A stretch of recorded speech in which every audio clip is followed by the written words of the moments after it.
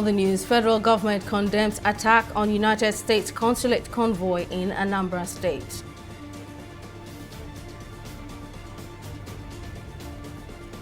Presidential election petition court adjourns Obi's petition against Tinubu to Friday, May the 19th. And Senate urges airline operators against withdrawal of services over blocked funds.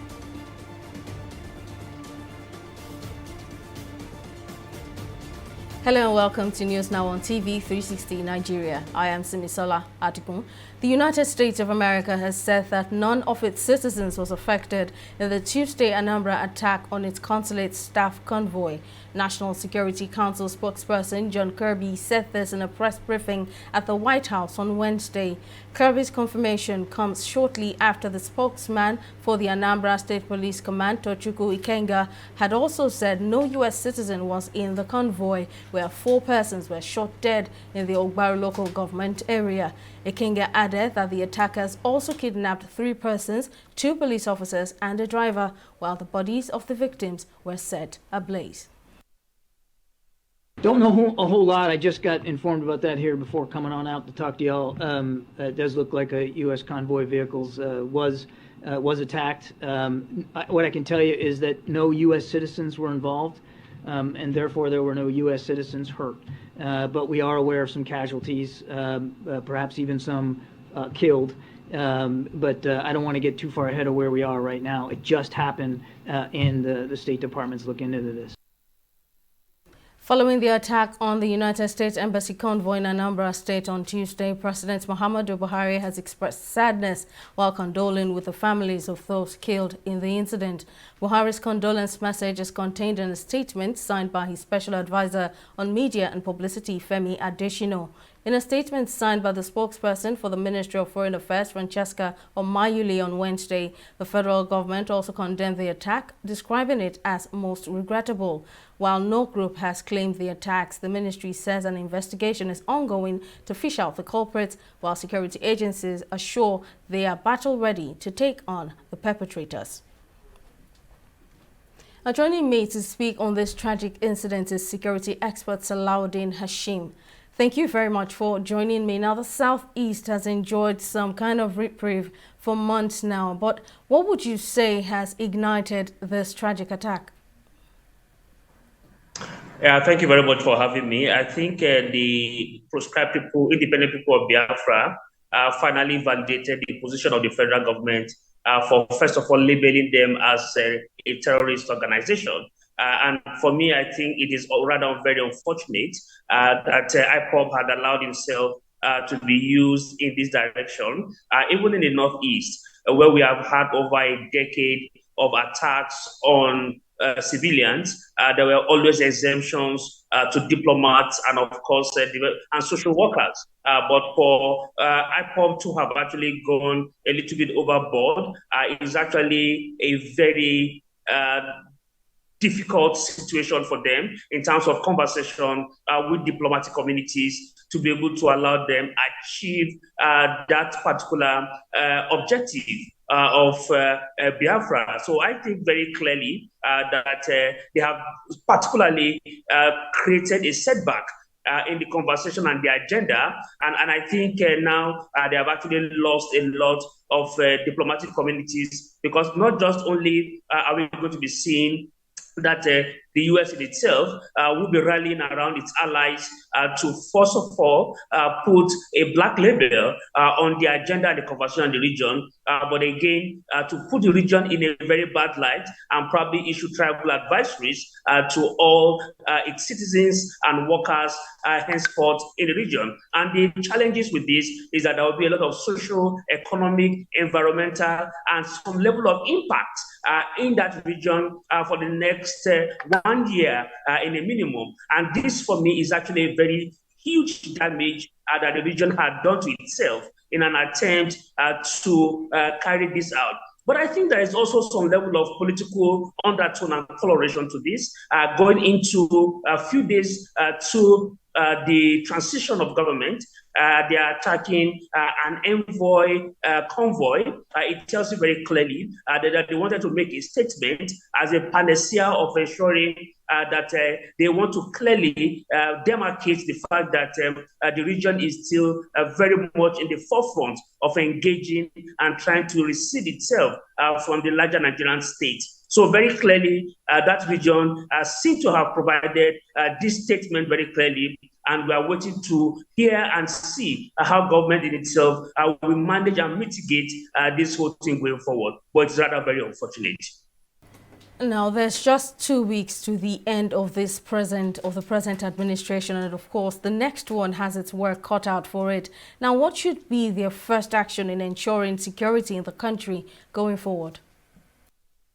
If you recall that the outgoing governor of Kaduna State had also just a few weeks ago charged security agencies to be very much at alert that this transition period is also going to witness some level of attack, because security agencies would be paying some attention to the entire arrangement, planning, coordination, and of course deployment to ensure that transition happens in and around the country. But of course, there are criminal elements who want to take advantage of that minor little distraction, and then of course begin to launch these kinds of attack. So I think basically is that government should be a little bit circumspect in terms of how they manage the entire transition programming, and then of course security agencies should put all their personnel and their formations on alert and see how potentially they can deploy platforms and software, and see how intelligence gathering can actually be a prominent deployment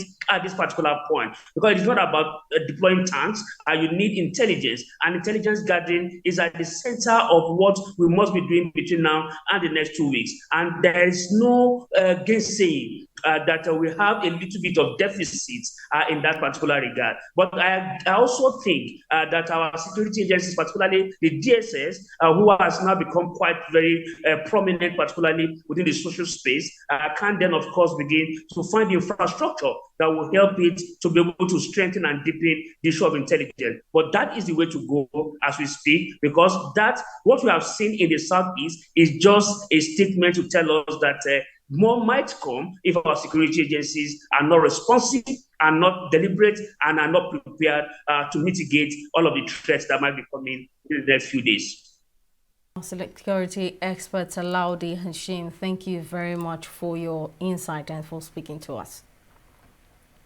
Moving on, the Presidential Election Petition Court has adjourned the pre-hearing of the petition against President-elect Bola Tinubu by the Labour Party and its presidential candidate Peter Obi to Friday, May the 19th, 2023. Justice Haruna Samani fixed the date following the failure of parties in the petition to agree on documents presented after the counsel for the Labour Party, Levi Uzoku, informed the court that the scheduled meeting to agree on documents to be tendered for hearing hasn't yielded much result, as the Independent National Electoral Commission, INEC, has only made available 30% of the documents required from them. He added that they shall be available in the next hearing. Now that INEC has a lead counsel,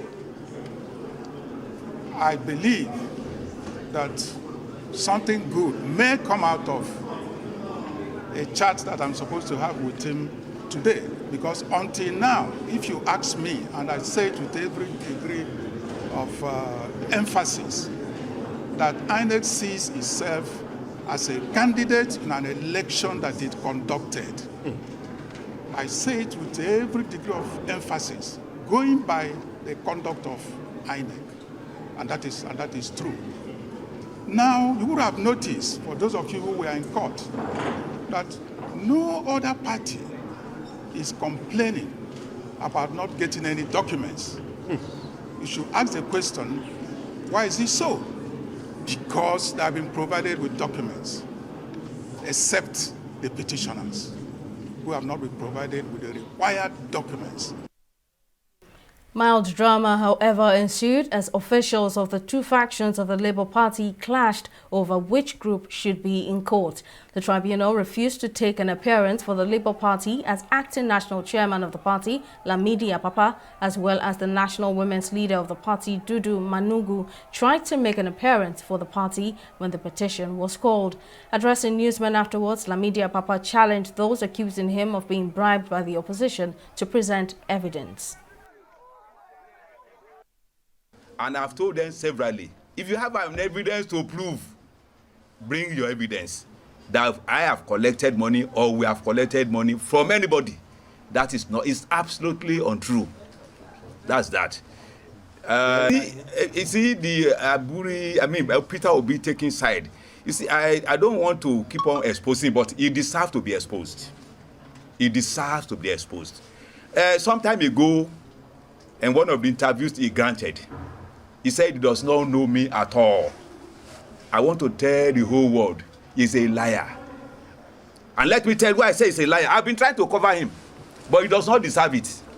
The reasons are this. One, this is a man done his primary in Asaba. I did the opening prayer.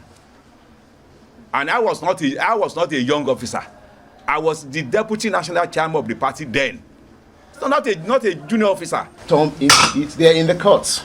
They came into the courts. They were in the court from the beginning because we came there first and we saw everybody that come before us. We were the first people that come to that place. Because we decided to come based on the ruling on the Federal High Court on Friday, like the acting chairman said, let us come and see what is happening in the tribunal. And I want, before continue, I want to disregard all the rumors going around that Lamidi Apapa leadership are there to withdraw the petition of Peter Obi. Why are we going to go and withdraw what we are all standing and we are claiming? The Nigerian Senate has appealed to international airlines not to withdraw their services while efforts are ongoing to resolve the current issues of blocked funds in the country. These resolutions followed a motion on the current issues on airlines' blocked funds in Nigeria, sponsored by Senator Biodun Olujimi and presented on the floor by Senator Bala Ibn Naala on Wednesday during plenary. The lawmakers said that for over a year, Nigeria has been the country with the highest amount of airline blocked funds in the world. The upper chamber also urged President Muhammadu Buhari to direct the Central Bank of Nigeria to pay up the affected airlines. In January 2023, Nigeria has been the most challenging country to the world for the airlines to repatriate their funds to support their operations.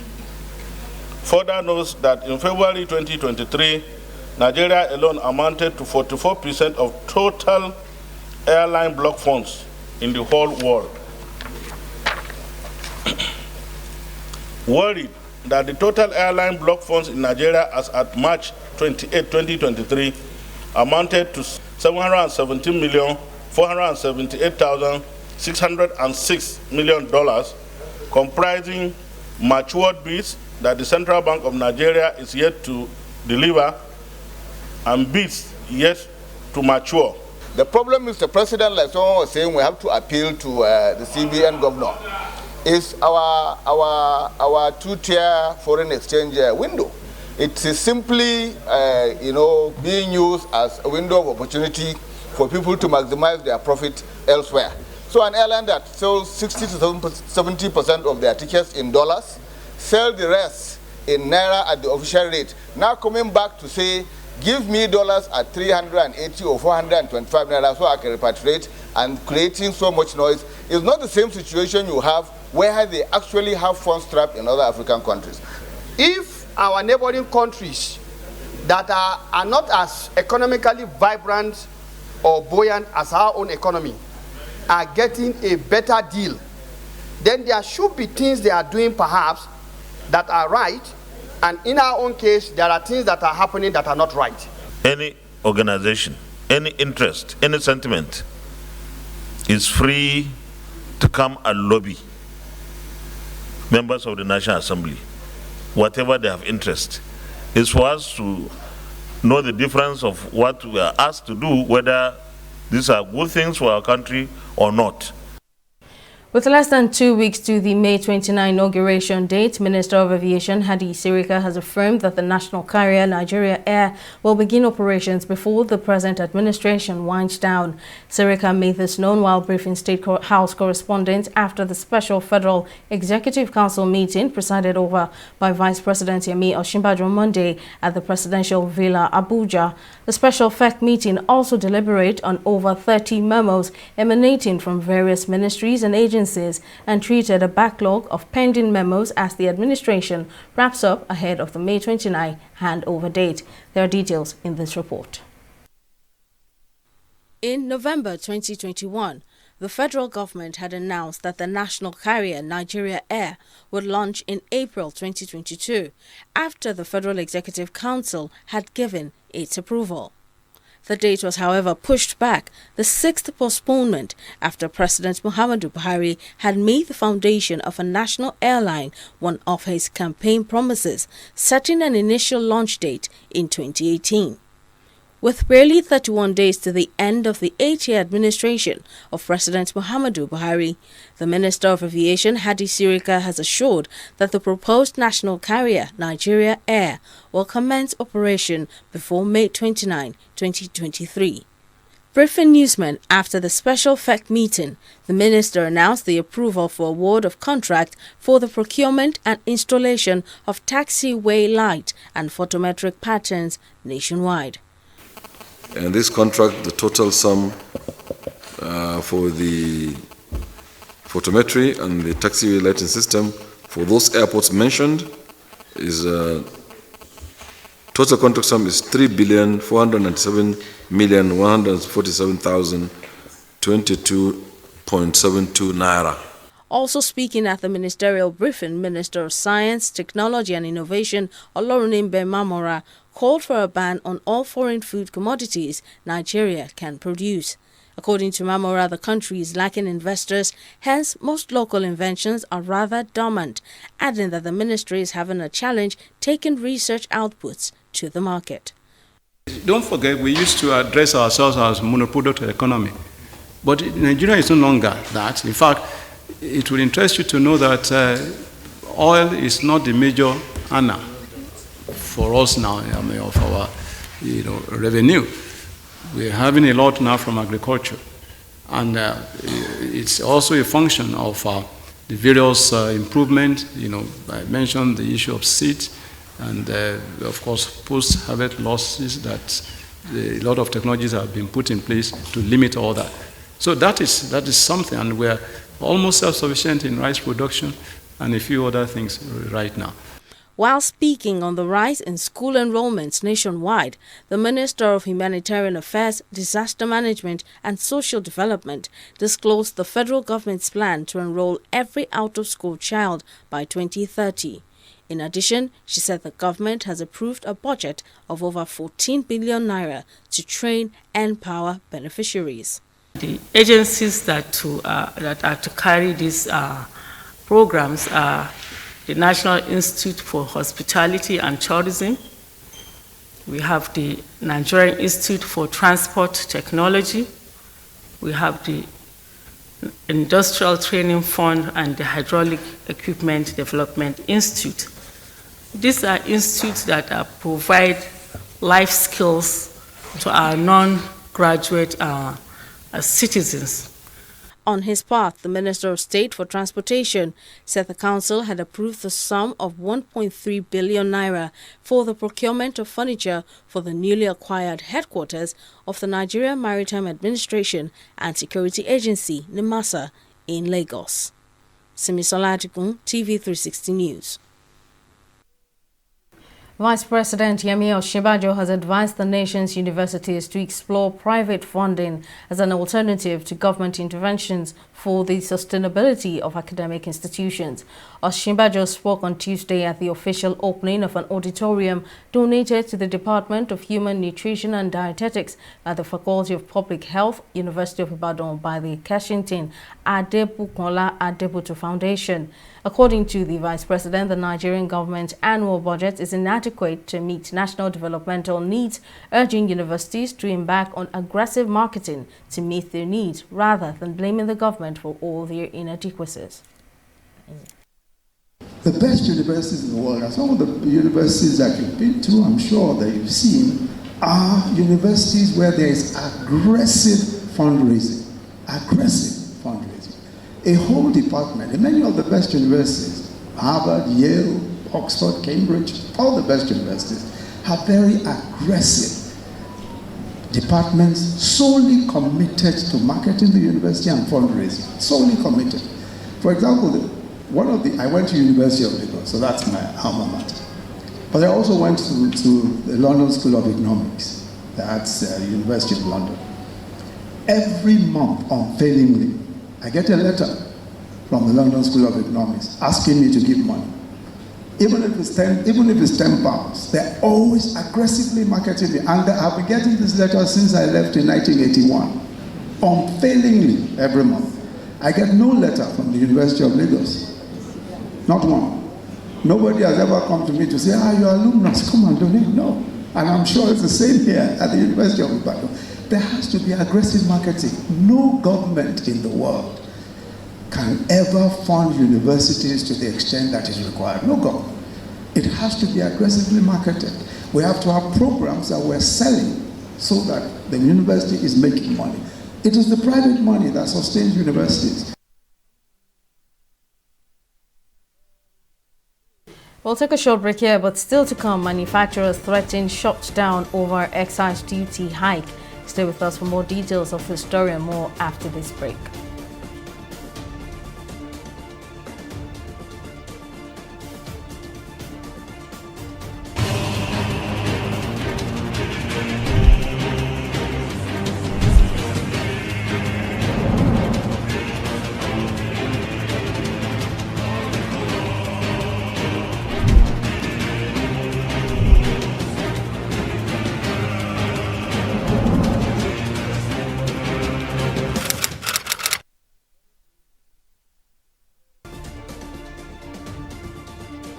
Welcome back. Here's a quick recap of our top stories. Following an attack on a United States Embassy convoy in Anambra State on Tuesday, President Muhammadu Buhari has expressed sadness while condoling with the families of those killed in the incident. Buhari's condolence message is contained in a statement signed by his special advisor on media and publicity, Femi Adesina. And while no group has claimed the attacks, the ministry says an investigation is ongoing to fish out the culprits, while security agencies assure they are battle-ready to take on the perpetrators. We also told you that the Presidential Election Petition Court has adjourned the pre-hearing of the petition against President-elect Bola Tinubu by the Labour Party and its presidential candidate Peter Obi to Friday, May the 19th, 2023, following the failure of parties in the petition to agree on documents presented. Mild drama, however, ensued as officials of the two factions of the Labour Party clashed over which group should be in court. The justices who arrived to commence the day's proceedings also refused to acknowledge the representation of the party aside the presidential candidate of the party, Peter Obi, who was also present in court. In case you missed any of our news bulletins, for more updates, you can catch us on Limex World TV or log on to our website on www.tv360nigeria.com. You can also follow us on our social media platforms on Twitter, Instagram, and YouTube at TV360 Nigeria. On Facebook, we're at TV360 Online.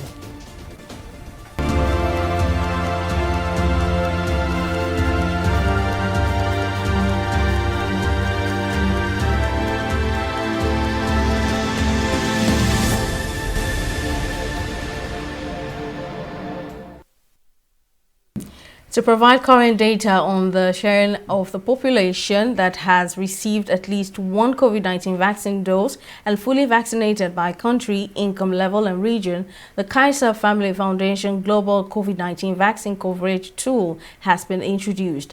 The KFF tool will also help estimate future vaccine coverage levels if the current rates of administration are maintained going forward and compare these coverage levels to global vaccination targets. These targets include 40% by the end of 2021, 70% by mid-2022 set by the World Health Organization, and 70% by the United Nations General Assembly in 2022 set by the US, while the tracker will be updated regularly as new data are available. We'll take another short break and return with more stories in business, sport, and on the international scene.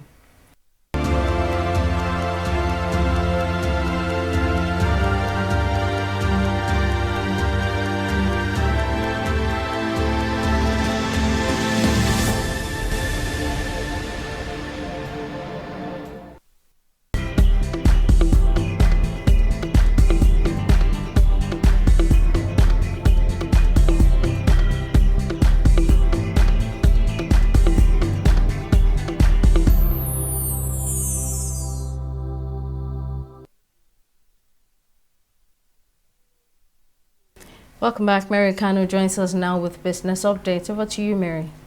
Thank you, Simsala. Welcome to Business News. Following the recent increase in excise duty for beverage and tobacco goods, the Manufacturers Association of Nigeria has said the increase will force businesses to scale down operations, which will result in factory closures, job losses, a decline in exports, among others. President of MAN, Francis Mashioye, made a statement during a press conference held in Lagos to raise objections on the recently published 2023 fiscal policy measures. Mashioye says the increase was coming at a time when the manufacturing sector was immersed in an unprecedented crisis and an acute recession due to extraordinary challenges and a struggling economy. We'll take a break and be back with Stock Market Report.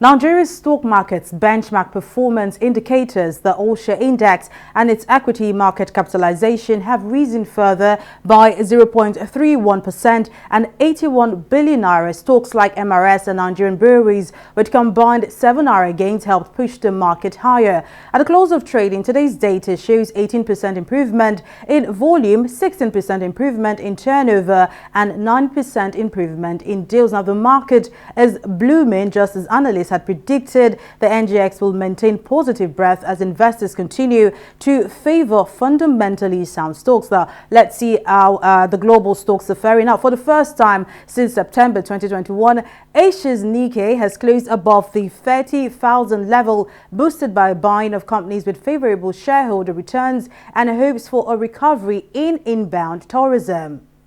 And that's all in Stock Market Report. Simsala, back to you. Thank you, Mary, for the update. And former French President Nicolas Sarkozy has lost his appeal against the 2021 conviction for corruption and influence peddling at the Paris Court of Appeals. The court on Wednesday upheld his initial sentence of 3 years of prison, with Sarkozy being required to wear an electronic bracelet under house arrest for 1 year and 2 years suspended. Sarkozy was first sentenced in March 2021 for trying to illegally obtain information from a senior magistrate in 2014 about an ongoing investigation into his campaign finances. He also faces a number of other investigations, including one into allegations of illegal campaign funding from Libya. And in sports, Nigeria's Flying Eagles on Tuesday held Colombia to a 3-3 draw in their final warm-up game to the 2023 FIFA Under-20 World Cup. The Colombians, who play in Group C of the tournament against African champions Senegal, Japan and Israel, increased the tally in the 73rd minute to leave the Flying Eagles trailing with 2 goals.